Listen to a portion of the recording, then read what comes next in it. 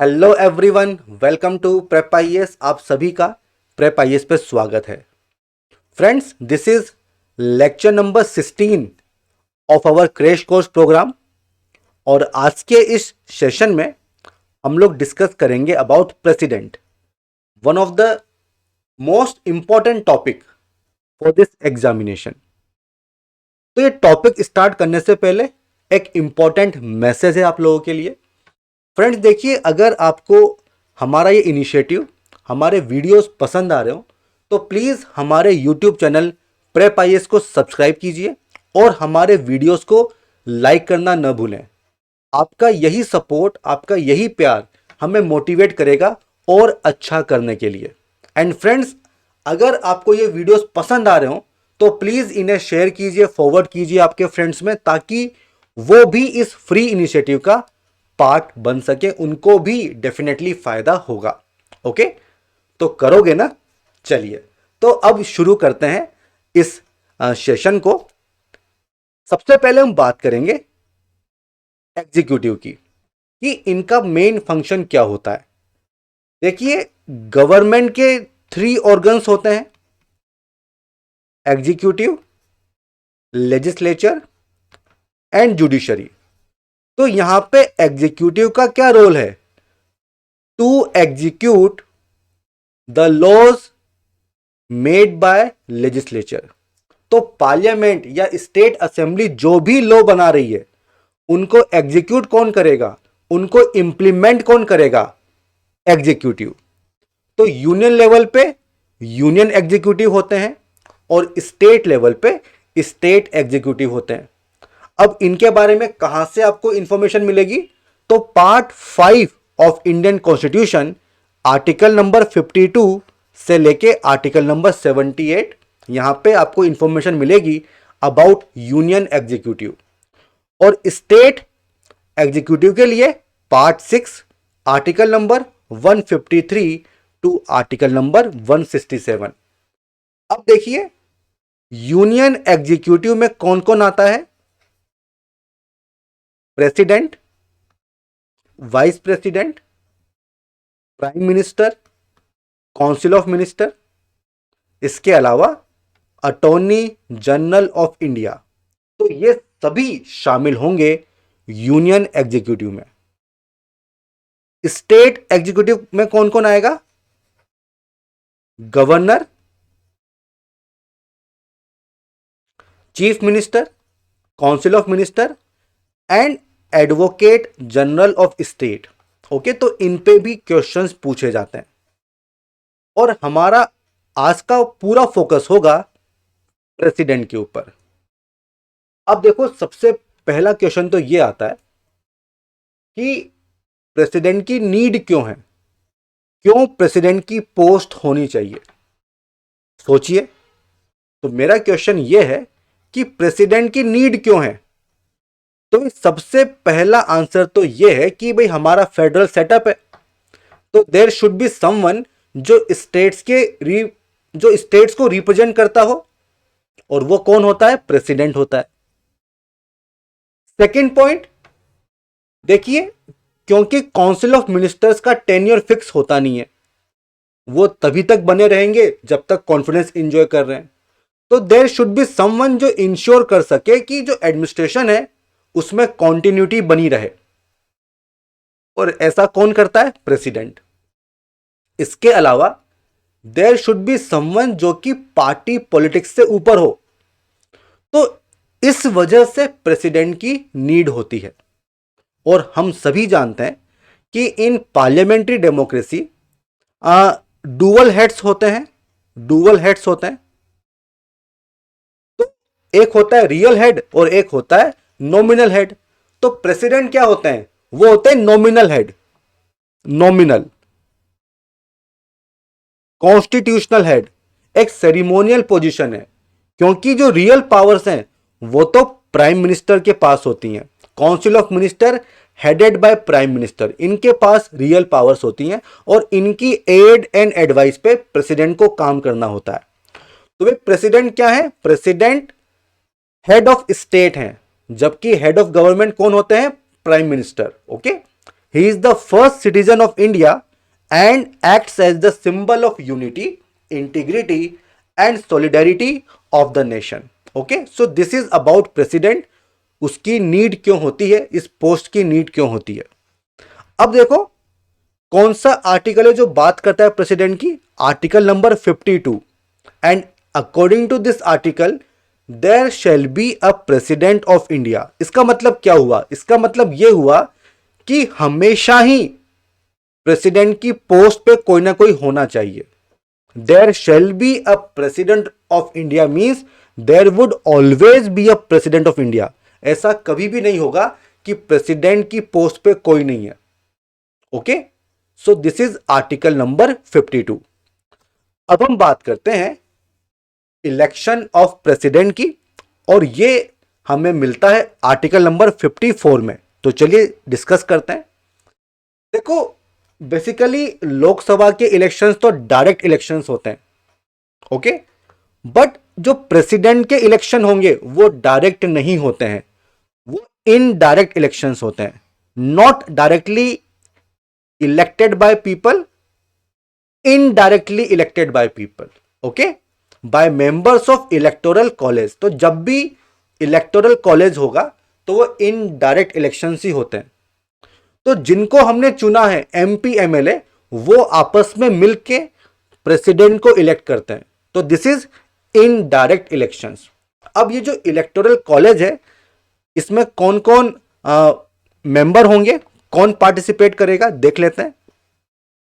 तो elected members of both the houses of parliament, तो Lok Sabha and Rajya Sabha के elected members, okay, state legislative assemblies जितनी भी हैं उनके elected members, okay, and UT with legislature, Delhi, Puducherry, अभी तो इसमें जम्मू कश्मीर को भी ऐड कर लो, बट यहां पे क्या है, अभी इलेक्शंस नहीं हुए हैं, तो यहां पे असेंबली अभी एग्जिस्ट नहीं करती है, ठीक है। तो elected members of legislative assemblies of UT of Delhi and Puducherry, तो ये सभी लोग पार्टिसिपेट करेंगे किसमें, प्रेसिडेंट के इलेक्शन में, ओके। तो कौन पार्टिसिपेट नहीं करेगा, अगर हम बात करें पार्लियामेंट की, तो लोकसभा राज्यसभा के जो नॉमिनेटेड मेंबर्स होते हैं वो पार्टिसिपेट नहीं करते हैं, ओके। अगर हम बात करें स्टेट असेंबली की, तो उसके भी जो नॉमिनेटेड मेंबर्स होंगे वो पार्टिसिपेट नहीं करेंगे। अब देखो किसी किसी स्टेट में हो सकता है काउंसिल भी हो, बट काउंसिल के जो मेंबर्स हैं भले ही वो इलेक्टेड हो या नॉमिनेटेड हो, वो पार्टिसिपेट नहीं करेंगे, ओके। और जो यूटी विद लेजिस्लेचर है उसमें भी जो नॉमिनेटेड मेंबर्स होंगे वो पार्टिसिपेट नहीं करेंगे। तो इन पे भी क्वेश्चंस आता है, ठीक है, इन पे भी क्वेश्चंस आते हैं कि कौन पार्टिसिपेट करेगा और कौन पार्टिसिपेट नहीं करेगा। अब देखो ऐसा भी हो सकता है कि जब इलेक्शंस हो रहे हो तब कोई असेंबली डिसॉल्व हो चुकी हो, तो उस केस में क्या होगा, so where an assembly is dissolved the members cease to be qualified to vote in presidential election, ठीक है। तो फिर जो मेंबर्स हैं वो इलेक्शन में पार्टिसिपेट नहीं कर सकते हैं अगर कोई असेंबली डिसॉल्व हो चुकी है तो, ओके। अब हम बात करते हैं मैनर ऑफ इलेक्शन, क्या प्रोसेस होगा, और ये मेंशन किया गया है आर्टिकल नंबर 55 में। देखिए अभी रिसेंटली क्वेश्चन पूछा गया था इस टॉपिक पे, तो इसको अच्छे से पढ़िएगा। सबसे पहले बात करते हैं कि कौन सा प्रिंसिपल यूज किया जाता है, तो uniformity in the scale of representation of different states. इसको ध्यान में रखना होगा कि डिफरेंट स्टेट्स के बीच में जो रिप्रेजेंटेशन हो रहा है उसमें यूनिफॉर्मिटी होनी चाहिए, this is first principle. And second क्या है, parity between state as a whole and union at the election of president, this is the second principle. तो within states and between centre and state एक parity uniformity होनी चाहिए, ये principle follow किए जाते हैं, ओके। और ऐसा क्यों किया जाता है, to ensure president shall be representative of nation as well as representative of people in different states. इसलिए ये दोनों प्रिंसिपल्स अडॉप्ट किए जाते हैं। अब देखो इन प्रिंसिपल्स को किस तरह से कॉम्प्लाई किया जाता है, तो हमें यह देखना होगा कि किस तरह से एमपी एमएलए के वोट्स को काउंट किया जाता है, उस पे क्वेश्चंस आते हैं। तो देखिए ये फॉर्मूला आपको याद रखना होगा, value of vote of N MLA. तो एमएलए ये पार्टिसिपेट कर रहे हैं इलेक्शन में, तो इनके वोट की वैल्यू क्या होगी, total population of state, okay, उसको डिवाइड करना होगा total number of elected, only elected members in the state legislative assembly into 1/1000। तो आप समझ पा रहे होंगे कि with in state, with in a particular state, जितने भी एमएलए होंगे उनके वोट की वैल्यू सेम होगी, बिकॉज सबके लिए यही फॉर्मूला है, पॉपुलेशन तो सेम है एंड टोटल नंबर भी सेम है। तो with in a particular state MLA के वोट की वैल्यू सेम होगी, उसमें डिफरेंस नहीं आएगा। But Rajasthan, Gujarat, UP, Maharashtra for example, तो राजस्थान के जितने भी एमएलए हैं इनके वोट की वैल्यू सेम होगी, गुजरात के जो एमएलए होंगे उनकी भी सेम होगी, यूपी के जो होंगे उनकी भी सेम होगी, महाराष्ट्र के जो होंगे उनकी भी सेम होगी। बट आपस में ये डिफरेंट हो सकते हैं, ठीक है। हो सकता है कि राजस्थान के एमएलए की वैल्यू 100 हो और जो गुजरात है वहां के एमएलए के वोट की वैल्यू 120 हो सकता है, पॉसिबल है, बिकॉज पॉपुलेशन वेरी करती है and total number of elected members ये वेरी करेंगे। तो ये कॉन्सेप्ट आपको समझ में आना चाहिए, ओके। अब अगर हम बात करें एमपी के वोट की वैल्यू क्या होगी मेंबर ऑफ पार्लियामेंट की, तो उसका फॉर्मूला क्या है, total values of votes of all MLAs of all states. तो ये फॉर्मूला आपने यूज किया और इससे एमएलए के वोट की वैल्यू आपने फाइंड आउट कर ली, अब उसको ऐड कर दिया, okay. Total value of votes of all MLAs of all states, okay. अब उसको डिवाइड किया है total number of elected members of parliament, only elected, Lok Sabha plus Rajya Sabha, तो नॉमिनेटेड यहां पे नहीं आएंगे, ओके। तो देखो ये भी फिक्स है और ये भी फिक्स है, इसका मतलब मेंबर ऑफ पार्लियामेंट जो होंगे उनके वोट की वैल्यू सेम होगी। इससे कोई फर्क नहीं पड़ता कि आप राज्यसभा से हो या आप लोकसभा से हो, सबकी वैल्यू सेम रहेगी। और इसी प्रिंसिपल पे क्वेश्चन आते हैं, इसी प्रिंसिपल पे क्वेश्चन पूछे जाते हैं। आई hope this is clear, okay. तो इस तरह से तो वोट की वैल्यू को काउंट किया जाता है। अब क्या होगा, अब ये जो एमपी एमएलए हैं ये वोटिंग में पार्टिसिपेट करेंगे। अब देखो जो वोटिंग होती है वो बेसिकली सीक्रेट बैलेट से होती है, ओके। इसमें बैलेट पेपर यूज होता है एंड कौन सा मेथड यूज होता है, proportional representation by means of single transferable vote. मैं फिर से रिपीट कर रहा हूं, voting by secret ballot and proportional representation by means of single transferable vote, इस मेथड को यूज किया जाता है।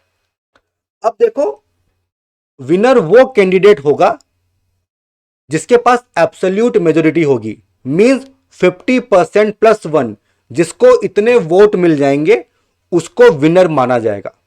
अब देखिए यहां पे होता क्या है, जितने भी कैंडिडेट हैं, मान लो कि 4 कैंडिडेट्स हैं, ए बी सी और डी, तो इनके बीच में से आपको चूज करना है कि प्रेसिडेंट कौन होगा। ये सब पार्टिसिपेट कर रहे हैं इलेक्शन में, ठीक है, और कोई भी प्रेसिडेंट बन सकता है। अब देखो जो बैलेट पेपर मिलेगा एमपी एमएलए को, उसमें उनको प्रेफरेंस बतानी होती है कि आपकी फर्स्ट प्रेफरेंस क्या होगी, आपकी सेकंड प्रेफरेंस क्या होगी, आपकी थर्ड प्रेफरेंस क्या होगी, आपकी फोर्थ प्रेफरेंस क्या होगी, ओके। तो इस तरह से हर एमपी एमएलए को बैलेट पेपर पे प्रेफरेंस फिल करनी होती है। तो देखो यहां पे 4 कैंडिडेट्स हैं, ए बी, सी और डी। तो मैंने ऐसे ही 4 बैलेट पेपर के एग्जाम्पल आपके लिए डाले हुए हैं। This is first ballot paper. तो इसमें क्या ऑर्डर है? ए सबसे पहले, फिर बी, फिर सी, फिर D. This is B C D A, C D B A, D A C B. तो कोई भी कॉम्बिनेशन हो सकता है। ओके, तो सबने फिल कर दिया। अब स्टेज 1 इनके काउंटिंग होगी। तो काउंटिंग में क्या होगा, जितने भी बैलेट पेपर हैं इनकी फर्स्ट प्रेफरेंस को काउंट किया जाएगा। फर्स्ट प्रेफरेंस, ओके, इसको काउंट किया जाएगा। ऑलराइट, और फिर देखा जाएगा क्या ये कोटा कोई सिक्योर कर पा रहा है क्या। अगर हां तो वही विनर होगा, और अगर नहीं तो फिर स्टेज 2 पे मैटर चला जाएगा। ओके, तो स्टेज 2 पे क्या होगा, ट्रांसफर ऑफ वोट्स होते हैं। तो यही होता है सिंगल ट्रांसफरेबल वोट। तो ट्रांसफर ऑफ वोट्स किस तरह से होगा मैं बताता हूं। तो भाई फर्स्ट प्रेफरेंस में जिस भी कैंडिडेट को सबसे कम वोट मिले हैं उनके बैलेट पेपर आप अलग निकाल लोगे और उनको कैंसिल कर दोगे। फॉर एग्जाम्पल, मान लो कि डी को सबसे कम फर्स्ट प्रेफरेंस वोट्स मिले हैं, तो वो सारे बैलेट पेपर जहां पे डी फर्स्ट प्रेफरेंस में है उनको अलग कर लिया जाएगा और कैंसिल कर दिया जाएगा। बट वो जो बैलेट पेपर हैं अब उनकी सेकंड प्रेफरेंस देखी जाएगी। मतलब वो सारे बैलेट पेपर जहां पे फर्स्ट प्रेफरेंस तो डी है, डी फॉर दिल्ली, बट अब जो सेकंड प्रेफरेंस है वो ए भी हो सकता है, वो बी भी हो सकता है, वो सी फॉर कैलकाटा भी हो सकता है। तो इनको काउंट किया जाएगा और जितने भी नंबर्स होंगे उनको यहां पे ऐड कर देंगे। ठीक है, तो this is single transferable vote. और फिर काउंट किया जाएगा कि क्या कोटा अचीव हो पा रहा है क्या। अगर हां तो फिर जीत जाएंगे, और अगर नहीं तो ये प्रोसेस फिर से रिपीट होगा। ओके, तो इस तरह से प्रेसिडेंट का इलेक्शन होता है। ठीक है, तो एब्सोल्यूट मेजोरिटी जिसके पास होगी वो इलेक्शन जीत जाएगा। I hope this is clear to everyone. I hope this is clear to everyone. Okay, अब देखो वो जो फॉर्मूला हमने देखा था वहां पे पॉपुलेशन वर्ड यूज किया है। तो भाई कौन सा सेंसस फॉलो करना होगा? तो द आंसर इज 1971 सेंसस। तो इसकी जो पॉपुलेशन है वो फिगर आपको यूज करने होंगे in the election of president. Okay, और ये फिगर कब तक यूज करोगे?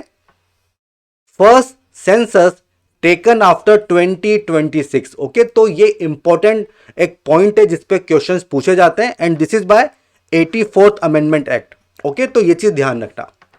तो ये मैंने आपको बता दिया कि जो इलेक्शन है वो बैलेट पेपर के थ्रू होता है, सीक्रेट बैलेट पेपर है ना, एंड एक प्रेफरेंस आपको फिल करनी होती है। ओके, अब देखो अगर कोई डाउट या डिस्प्यूट है in connection with election of president, okay, तो कौन डिसाइड करेगा? Supreme court. And supreme court का डिसीजन यहां पे फाइनल होगा।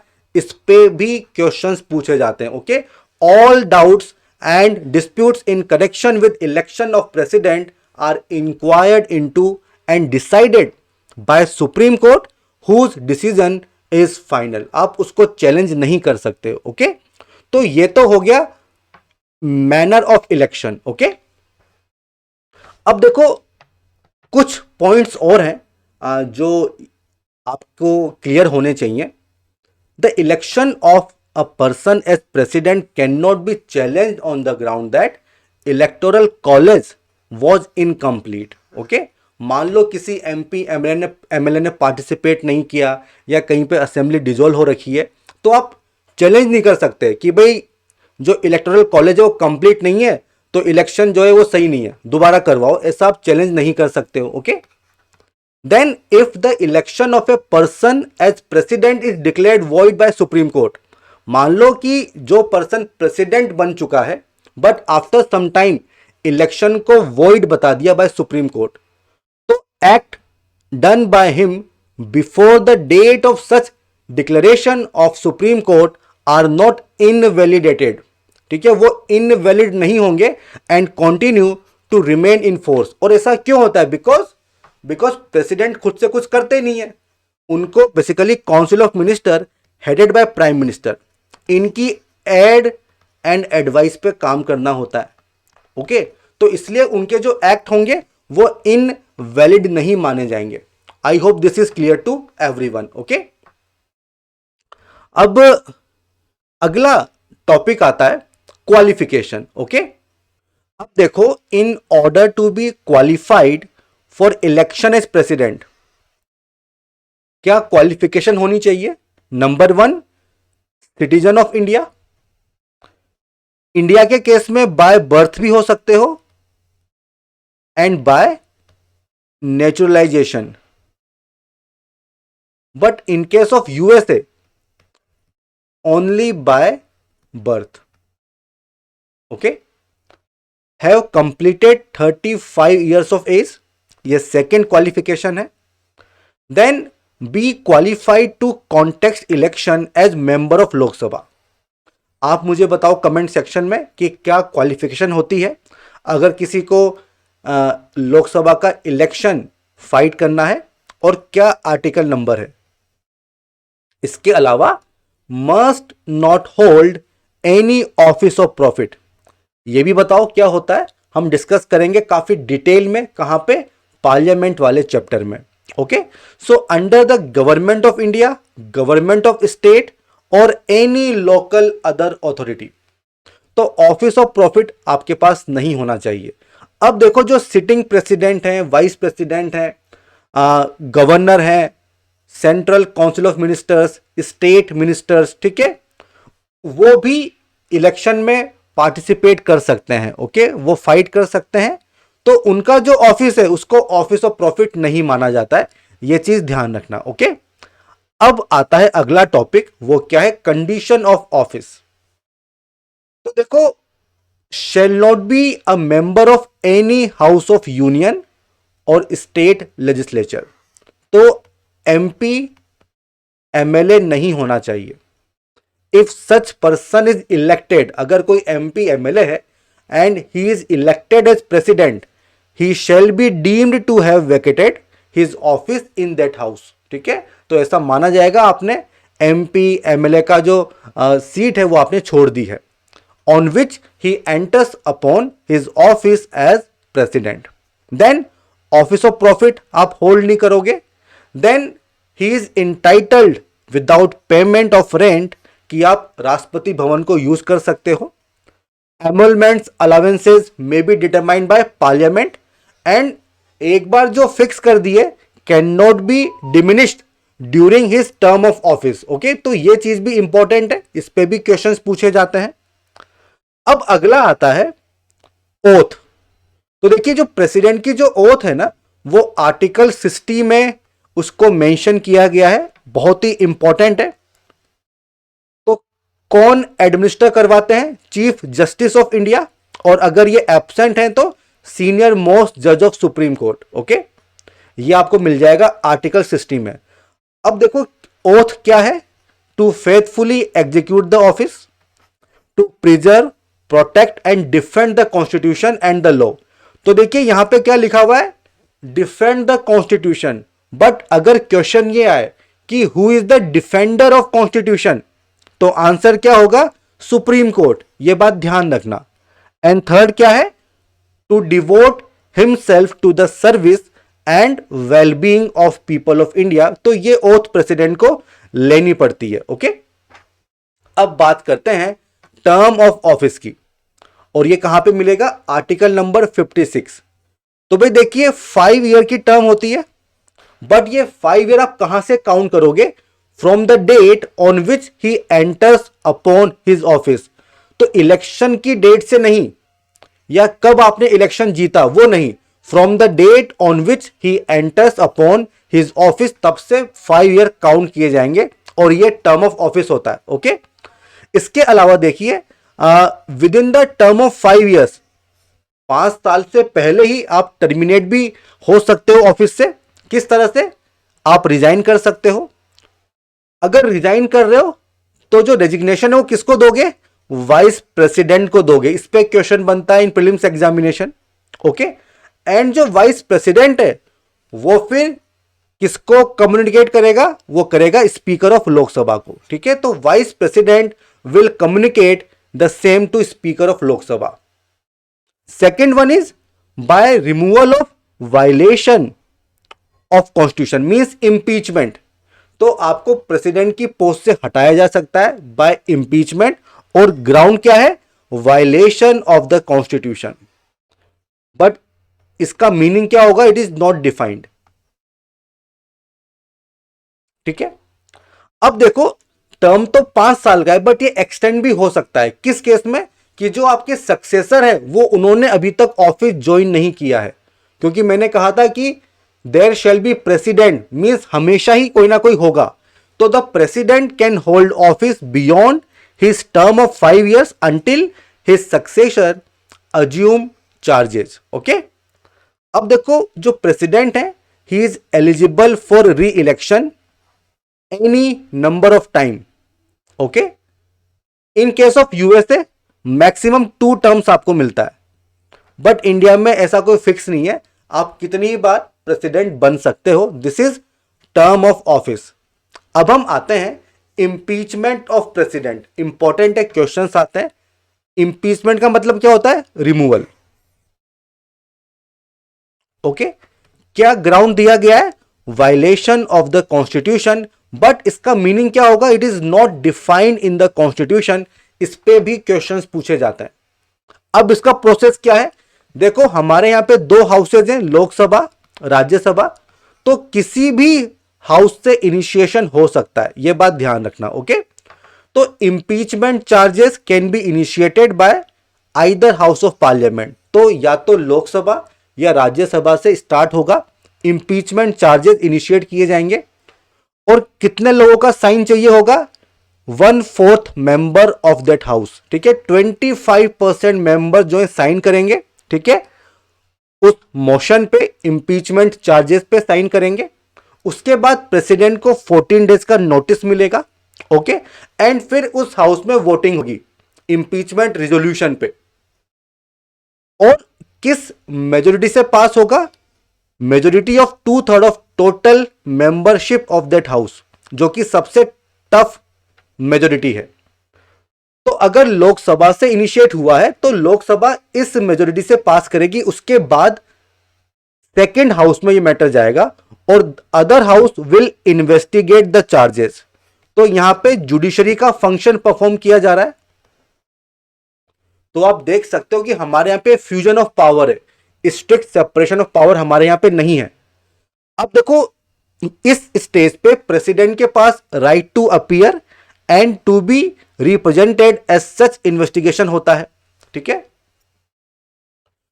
अब जो सेकेंड हाउस है ये भी सेम मेजोरिटी से पास करेगा and president stands removed from his office from the date on which the resolution is so pass. So जिस दिन सेकेंड हाउस रिजोल्यूशन पास कर देगा उसी दिन प्रेसिडेंट को जाना पड़ेगा। तो हम कह सकते हैं कि it's a quasi judicial procedure. I hope this is clear. This is article number 61, impeachment of president. आगे बढ़ते हैं, वैकेंसी इन प्रेसिडेंट ऑफिस। कब वैकेंसी क्रिएट होती है? ओके, तो भाई एक तो तब होगी जब आपका टेन्योर पूरा हो गया हो 5 years का। तो अगर ये वाला केस है कि आपका टर्म एक्सपायर होने वाला है, तो उस केस में election to fill the vacancy must be held before the expiration of the term. अगर किसी प्रेसिडेंट का टर्म पूरा हो रहा है तो टर्म पूरा होने से पहले इलेक्शन होना जरूरी है। ओके, अब यहां पे सिचुएशन है वो क्या है, in case of any delay in conducting the election of new president by any reason, मान लो नहीं करवा पा रहे हो, तो जो आउट गोइंग प्रेसिडेंट है वही ऑफिस में बने रहेंगे beyond his term of 5 years until his successor assumes charge. तो मींस जो आपका टेन्योर है वो 5+ year भी हो सकता है। किस केस में, ये मैंने आपको बता दिया। ओके, और क्या कंडीशंस हो सकती हैं, अगर प्रेसिडेंट ने रिजाइन कर दिया, इंपीचमेंट हो गया या उनकी डेथ हो गई, तो इनसे भी वैकेंसी क्रिएट होती है, या फिर अदरवाइज मींस आप डिस्क्वालीफाइड हो गए, तो ये भी केसेस होते हैं जब ऑफिस में वैकेंसी क्रिएट होती है। तो इस केस में क्या होगा, तो देखिए इस केस में election to fill the vacancy should be held within 6 months। तो जिस दिन वैकेंसी क्रिएट हुई, ओके, उसके 6 मंथ में इलेक्शंस करवाने पड़ेंगे, ये कंडीशन है। अब जो न्यू इलेक्टेड प्रेसिडेंट आएंगे वो full term of 5 year enjoy करेंगे, ठीक है, फुल टर्म उनको मिलेगी 5 ईयर्स की, ये बात ध्यान में रखनी होगी। Okay, is this clear? अब देखो, ये जो वैकेंसी क्रिएट हुई रिजाइन करने की वजह से, इंपीचमेंट की वजह से, डेथ की वजह से या अदरवाइज, तो वैकेंसी तो है, और मैंने कहा था कि हमेशा प्रेसिडेंट कोई ना कोई होगा। तो इस केस में क्या होगा, जो वाइस प्रेसिडेंट है ना, he will act as president until a new president is elected. तो वाइस प्रेसिडेंट प्रेसिडेंट की तरह एक्ट करेंगे, एक्टिंग प्रेसिडेंट होंगे, वो प्रेसिडेंट नहीं बनेंगे। जबकि यूएसए में क्या होता है, यूएसए में जो वाइस प्रेसिडेंट है वो प्रेसिडेंट बन जाते हैं, बल्कि हमारे यहां पे ऐसा नहीं है। हमारे यहां पे वाइस प्रेसिडेंट हमेशा एक्टिंग प्रेसिडेंट ही होते हैं, एक्टिंग प्रेसिडेंट, उनको प्रेसिडेंट बनने का मौका नहीं मिलता, ठीक है। वो अलग बात है कि आपने इलेक्शन जीत लिया, वो अलग चीज है। ओके, अब देखो, when sitting president is unable to discharge his function, ठीक है, प्रेसिडेंट है बट समझ लो कि बीमार है, एब्सेंट है, तो उस केस में भी जो वाइस प्रेसिडेंट है वो एक्टिंग प्रेसिडेंट होते हैं, ठीक है। तो ये दोनों सिचुएशन इंपॉर्टेंट है, क्वेश्चंस पूछे जाते हैं। अब मान लो वाइस प्रेसिडेंट का ऑफिस भी खाली है, तो फिर सीजेआई, अगर मान लो ये भी नहीं है तो सीनियर मोस्ट जज ऑफ सुप्रीम कोर्ट। ओके, तो ये ऑर्डर आपको याद रखना होगा, तो फिर ये प्रेसिडेंट की तरह एक्ट करेंगे। Okay, so this is vacancy in the president's office.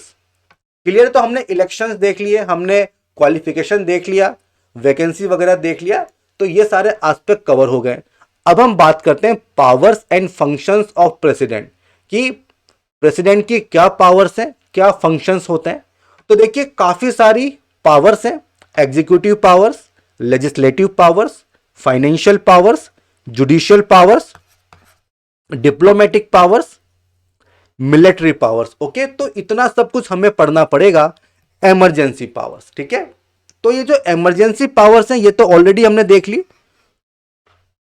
तो इसको हम यहां पे डिस्कस नहीं करने वाले हैं, ये ऑलरेडी हमने कर लिया है इमरजेंसी वाले चैप्टर में। ओके, तो जो बाकी पावर्स हैं इनको डिस्कस करते हैं, और सबसे पहला है एग्जीक्यूटिव पावर। देखो, आर्टिकल 53 क्या कहता है, executive power of union shall be vested in the president. Okay, तो क्वेश्चन क्या आएगा कि इनमें से कौन सी एग्जीक्यूटिव पावर है प्रेसिडेंट की, तो आपको याद होना चाहिए article number 53।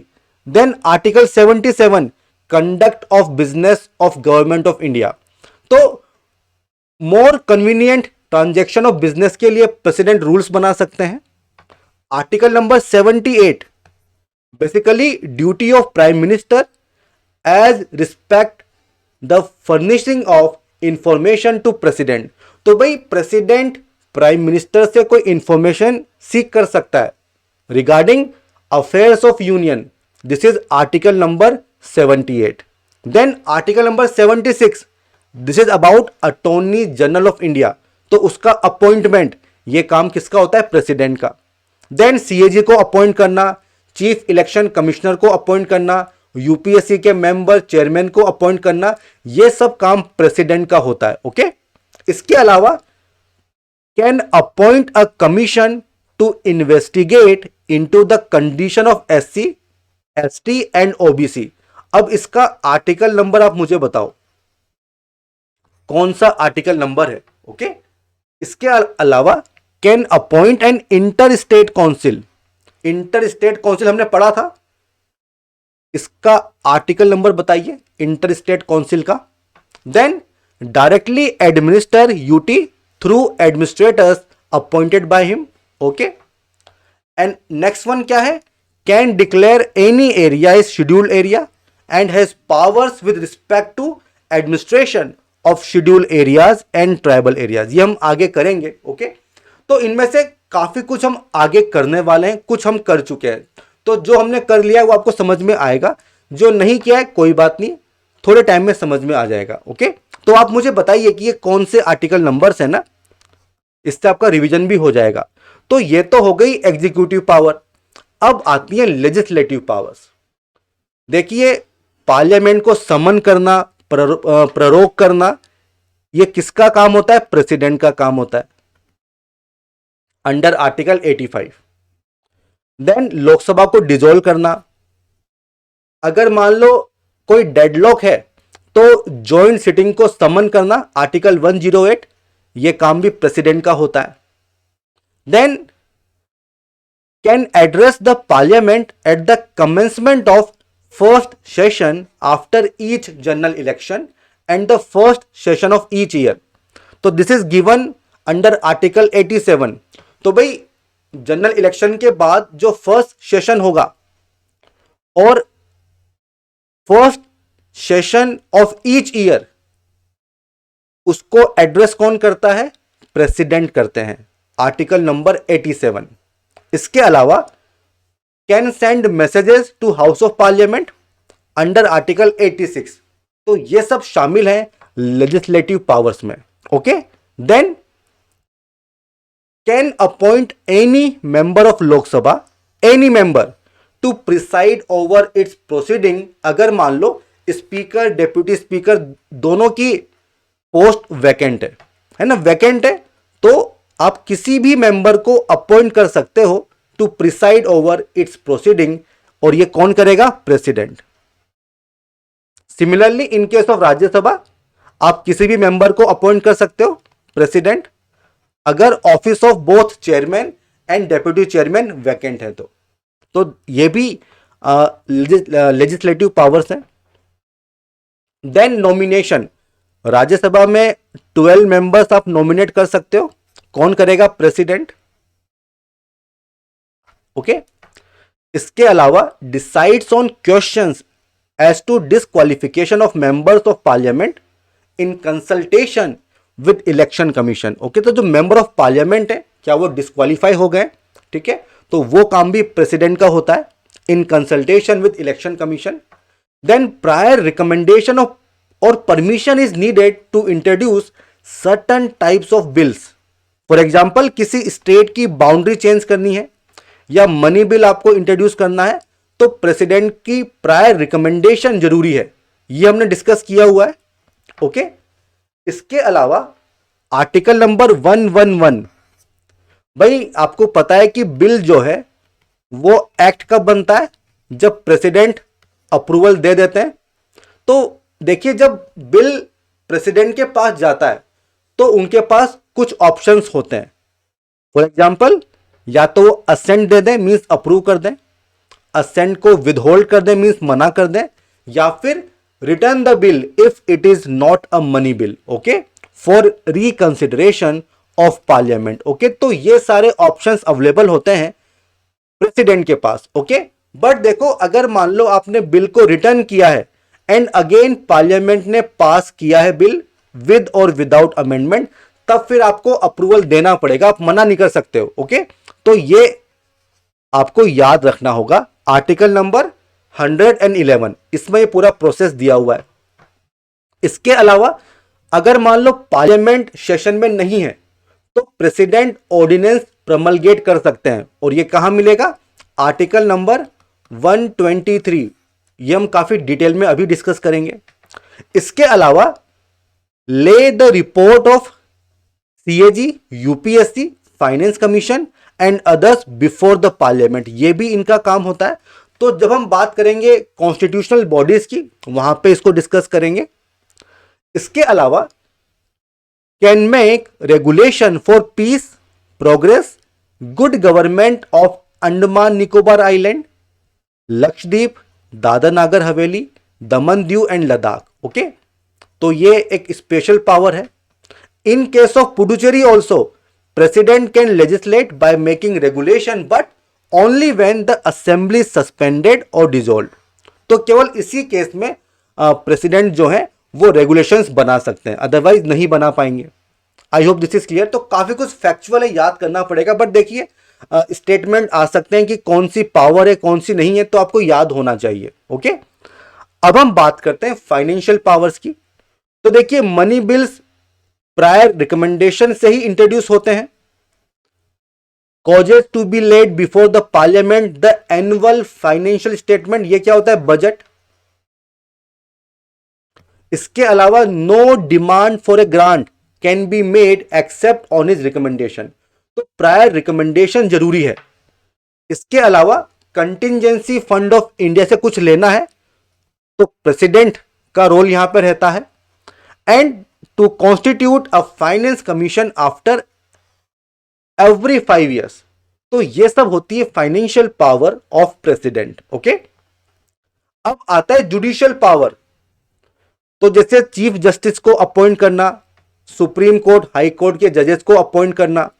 Then advisory jurisdiction, article number 143, ये भी प्रेसिडेंट के पास होता है। Then can grant pardon, reprieve, respite, remission, ये हम डिस्कस करेंगे, आर्टिकल नंबर 72। ओके, तो दीज आर जुडिशियल पावर्स। इसके बाद क्या आता है? Diplomatic powers. देखिए, जो इंटरनेशनल ट्रीटीज हो रही हैं, एग्रीमेंट्स हो रहे हैं, they are negotiated and concluded on behalf of president. ठीक है, बट हां, पार्लियामेंट का अप्रूवल आपको लेना होता है। ठीक है, this is diplomatic power. Then military power, president is supreme commander of defence forces of India, supreme commander, ये इंपॉर्टेंट है। तो जो आर्मी, नेवी, एयरफोर्स के चीफ होंगे उनको कौन अपॉइंट करता है? प्रेसिडेंट अपॉइंट करते हैं। Can declare war, conclude peace, subject to approval of parliament. अब देखो, आप ये बात हमेशा ध्यान रखना कि जो प्रेसिडेंट है ना, वो एक नॉमिनल हेड है। रियल पावर किसके पास है? प्राइम मिनिस्टर के पास होती है। तो प्रेसिडेंट वही करेंगे जो प्राइम मिनिस्टर उनको कहेंगे, plus council of minister, because aid and advise, article number 74, ये चीज आपको ध्यान रखनी होगी। तो जहां जहां प्रेसिडेंट यूज किया हुआ है ना, मतलब council of minister headed by prime minister, ये उसका मतलब होता है। ठीक है, तो ये हो गई मिलिट्री पावर्स। अब आती है इमरजेंसी पावर्स, जो ऑलरेडी हम देख चुके हैं।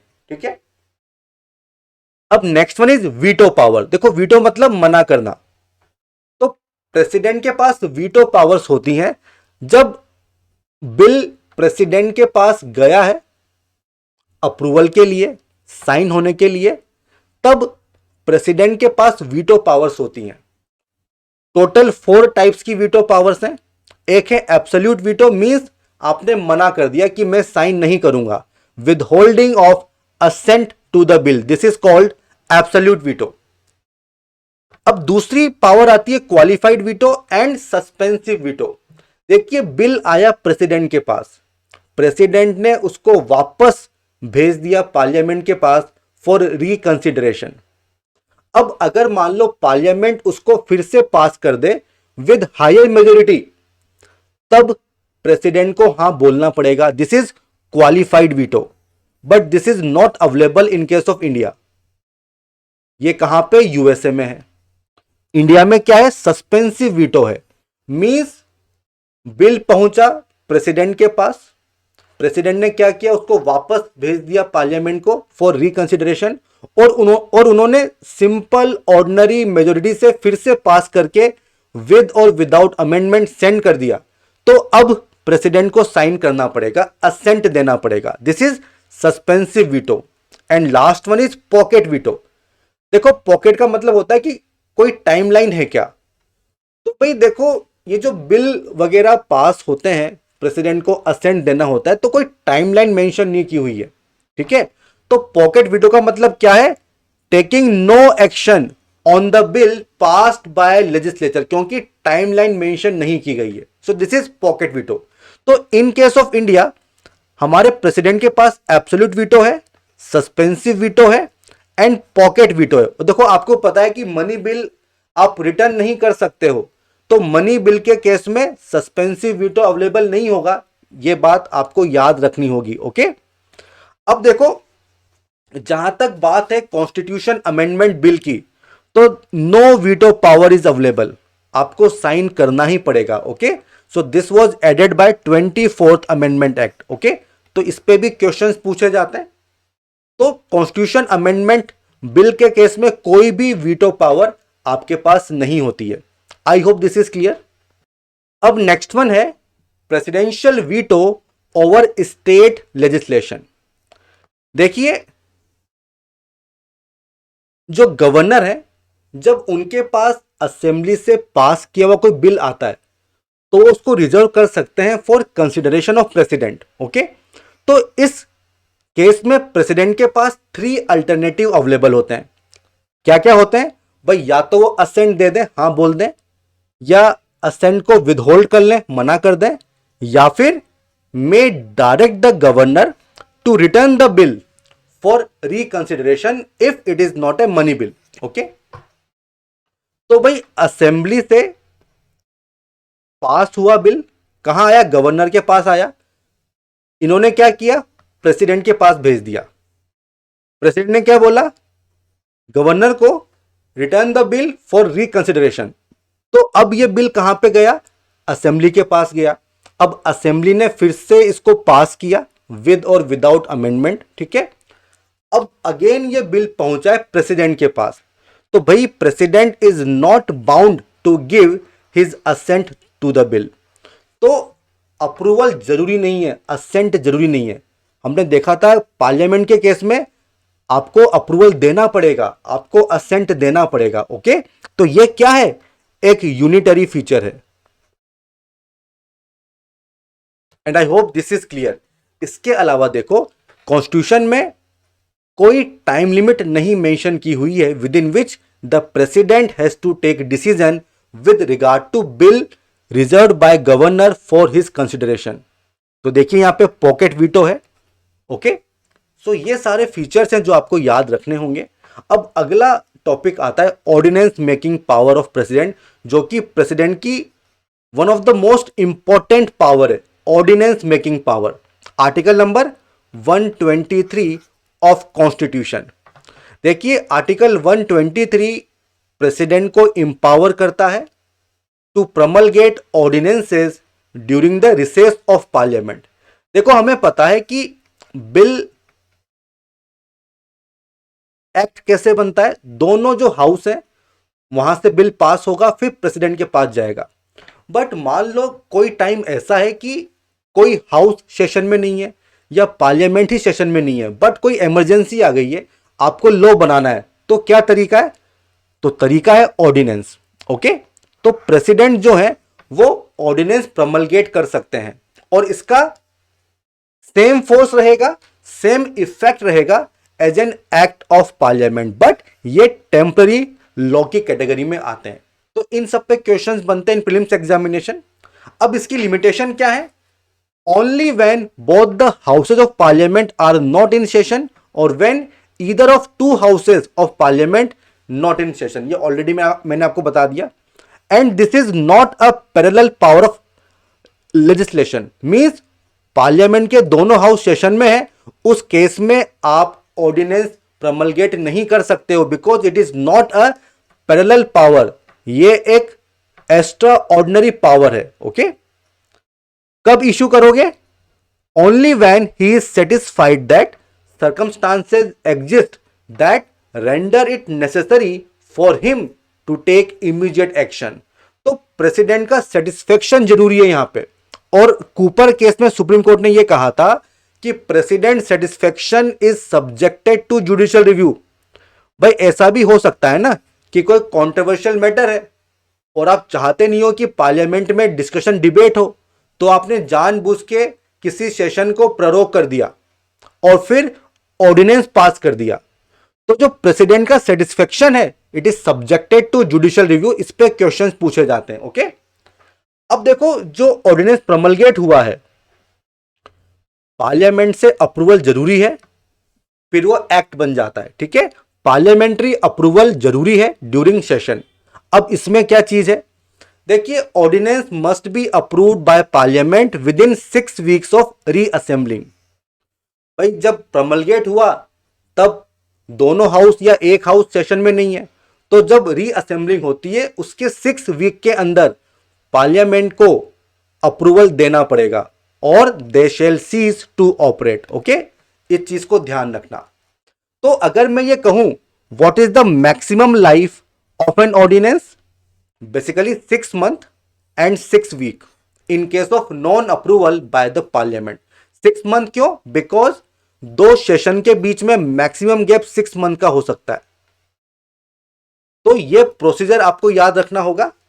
इसके अलावा को extensive with law making power of parliament means उन्हीं आइटम पे आप ऑर्डिनेंस प्रमलगेट कर सकते हो जो पार्लियामेंट की पावर में आता है। For example, can be issued only on दो subjects on which parliament can make law, जैसे कि union list item, okay, subject to the same constitutional limitation as an act of parliament means आप fundamental rights को violate नहीं कर सकते हो। It can not be issued to amend the constitution, बहुत important है, इसका प्रोसेस हमने देखा था। तो by ordinance you can not amend the constitution, okay, and it is not a discretionary power means जब आप बिना council of minister headed by prime minister इसकी एडवाइस के काम करते हो, वो होता है डिस्क्रिशन।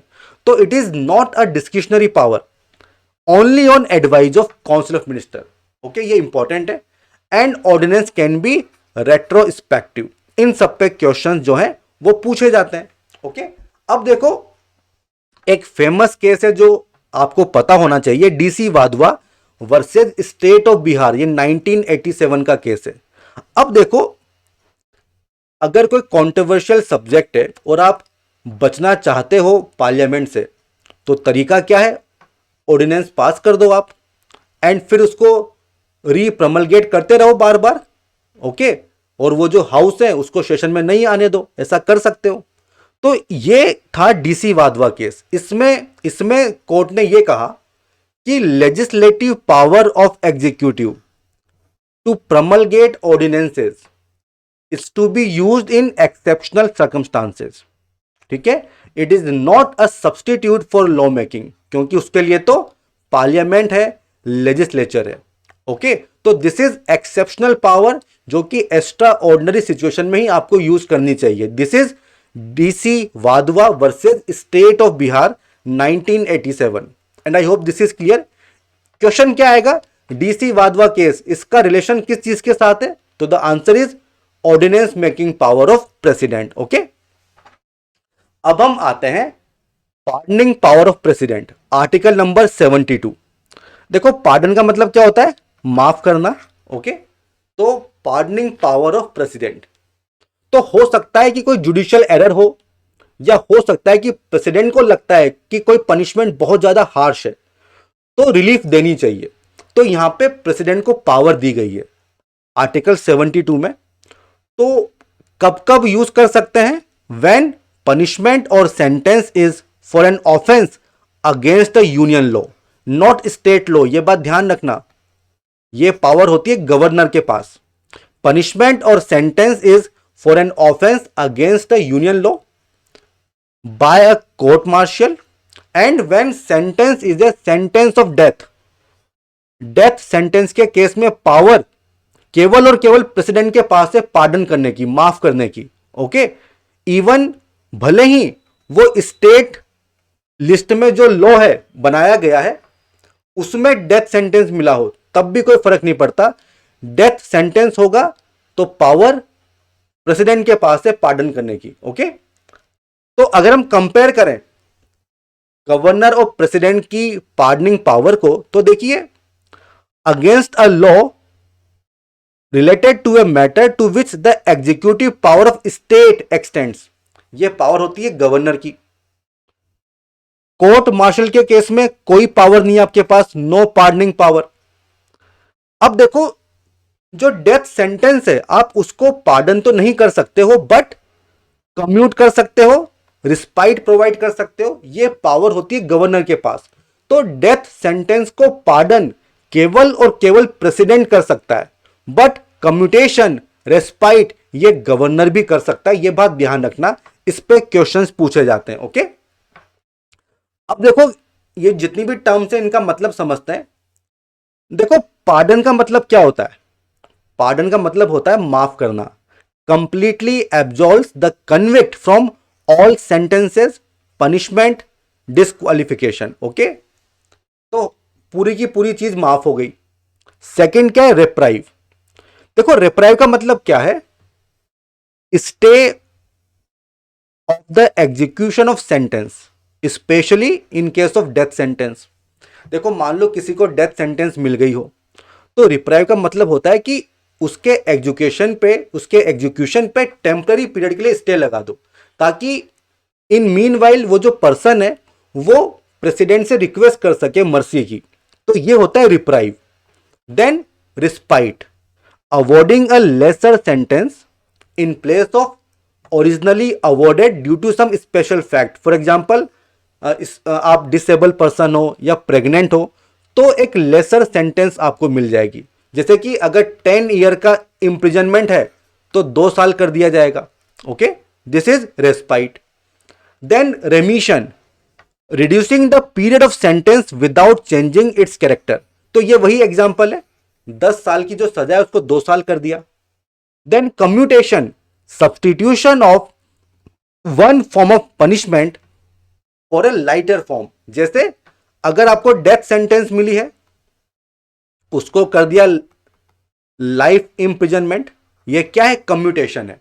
ये क्या है? कम्यूटेशन है। अब देखिए ये जो प्रेसिडेंट की जो पार्डनिंग पावर है, ये एक एग्जीक्यूटिव पावर है। It is independent of judiciary. ये चीज ध्यान रखना, उनका रोल नहीं है। And president while exercising this power does not sit as a court of appeal. ठीक है, ये कोर्ट ऑफ अपील नहीं है। Okay, and this is independent of judiciary. अब यहां पे कुछ केसेस हैं जो हमें याद होने चाहिए। क्वेश्चंस आते हैं। मारूराम केस 1980। देखो इसमें सुप्रीम कोर्ट ने क्या कहा कि this is not a discretionary power. ठीक है, मींस आपको किसकी एडवाइस माननी पड़ेगी? Council of minister headed by prime minister. तो उनकी एडवाइस पे ही आप काम करोगे।